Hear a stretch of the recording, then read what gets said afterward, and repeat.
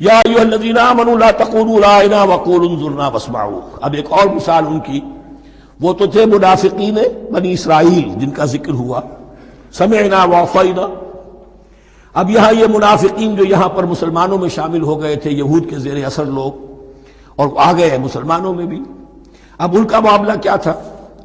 جب حضور صلی اللہ علیہ وسلم کی محفل میں بیٹھتے تھے تو جیسے ہوتا ہے، آپ نے کوئی بات فرمائی تو اگر فرض کیجئے کہ ادھر کے لوگوں نے نہیں سنی، بات سمجھ میں نہیں آئی، تو وہ ان سے درخواست کرتے تھے راعنا، حضور ذرا ہماری رعایت کیجئے، بات کو دوبارہ دہرا دیجئے، ہماری سمجھ میں نہیں آیا.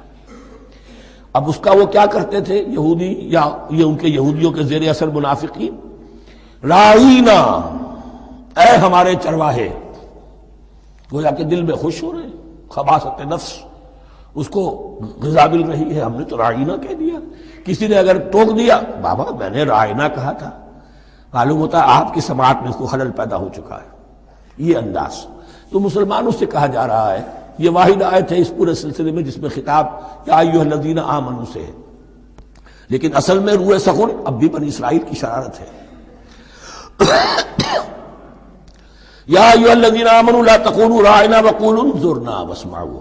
دیکھو تم اس لفظ ہی کو چھوڑ دو، اہل ایمان تم مت کہا کرو راعنا، تم کہا کرو انظرنا. اے نبی ہماری طرف توجہ فرمائیے، یا ہمیں مہلت دیجیے. نظر کے دونوں معنی ہیں، دیکھنا ہمیں دیکھیے، اور انتظار بھی اسی سے بنا ہے، ذرا سی مہلت دیجیے. واسمعوا، اور دوسرے یہ کہ توجہ سے سنا کرو تاکہ دوبارہ پوچھنے کی ضرورت ہی پیش نہ آئے. وللکافرین عذاب الیم، اور ان کافروں کے لیے تو دردناک عذاب ہے.